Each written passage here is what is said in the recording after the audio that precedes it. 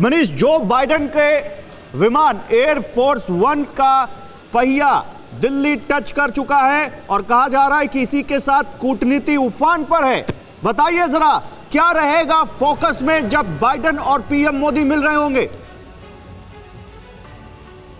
बिल्कुल गौरव, देखिए भारतवर्ष की भूमि पर अब अमेरिका के राष्ट्रपति का वो स्पेशल विमान जिसे एयरफोर्स 1 के नाम से जानते हैं और जिसके बारे में कहा जाता है कि वो अपने आप में ही चलता हुआ एक किला है, वो अब दिल्ली एयरपोर्ट पर लैंड कर चुका है। कुछ ही पल में अब अमेरिकी राष्ट्रपति जो बाइडेन विमान से उतरेंगे और उसके बाद उनको यहाँ पर जो दिल्ली के धौलकुआं के पास जो मौर्या शेरेटन होटल है वहाँ आएंगे और उसके बाद फिर प्रधानमंत्री आवास में आकर वो हिस्टोरिकल मीटिंग होने वाली है जिसके बारे में पूरी दुनिया की नज़रें होंगे। वो इसलिए क्योंकि आज की तारीख में जो वैश्विक चुनौती है उसका मुकाबला करने के लिए प्रधानमंत्री मोदी और राष्ट्रपति बाइडेन की प्रधानमंत्री आवास पर होने वाली मीटिंग वाकई में सबसे अहम है।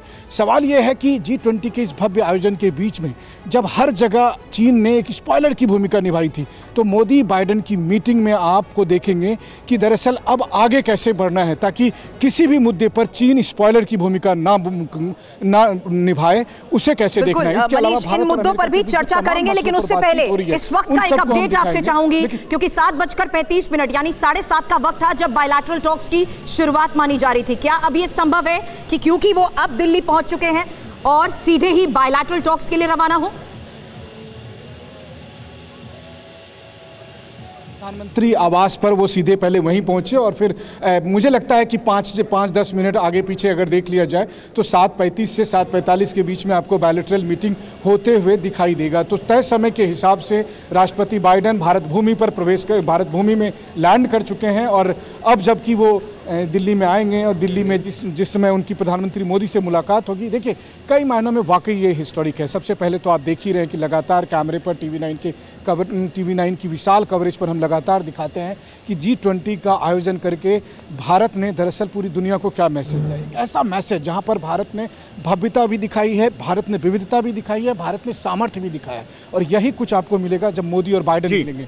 यही कुछ होगा जब मोदी और बाइडेन। बिल्कुल मनीष, आप सही कह रहे हैं। वो तस्वीरें लाइव है इस वक्त जहां पर किसी भी वक्त हमको जो बाइडेन दिख सकते हैं अपने विमान एयरफोर्स 1 से नीचे आते हुए। फिलहाल दरवाजा खोल चुका है, अधिकारी वहां पर सुरक्षा के हमें दिख रहे हैं। मैं सीधे सुमित के पास जाऊंगा। सुमित, डिफेंस कवर करते हैं आप, मुझे और हमारे दर्शकों को बड़ा आसान भाषा में समझाइए, डिफेंस की वो कौन सी डील है जो इस बायलैटरल यानी दोनों देशों की शिखर वार्ता के बीच डिस्कस हो सकती हैं और वो कितनी अहम होंगी?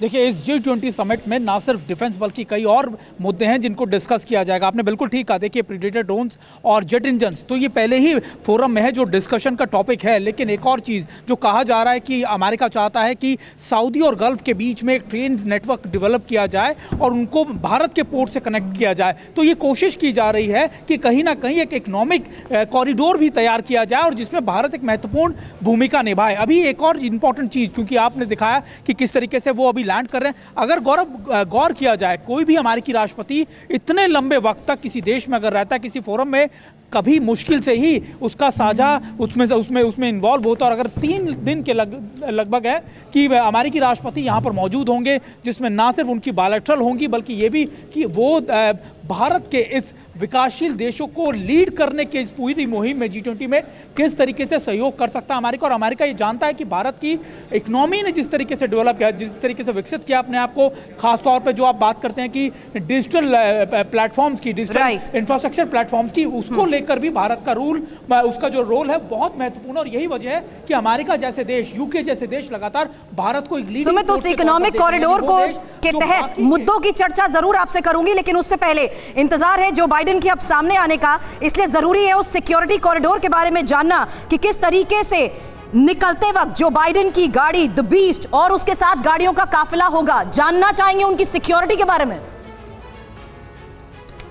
देखिए, वैसे तो जब भी अमेरिकी राष्ट्रपति आते हैं तो उनका एक प्रोटोकॉल होता है, उनके जो लोग होते हैं उनकी सिक्योरिटी एजेंसीज पहले ही डिप्लॉय की जाती है, उनकी गाड़ियों से लेकर उनके कहाँ वो रुकेंगे, क्या क्या उनकी मूवमेंट होगी, ये सारी तय किया जाता है। लेकिन कई लेयर्स ऑफ सिक्योरिटी उस होस्ट देश में, यानी जो देश उनको लगातार अपने गेस्ट के तौर पर बुला रहा है, उसको लेकर भी की जाती है। एक महत्वपूर्ण बात मैं आपको बता दूं, क्योंकि आपको पता होगा कि अगले साल 26 जनवरी पे हर साल कोई गेस्ट भारत के पास आता है चीफ गेस्ट के तौर पर।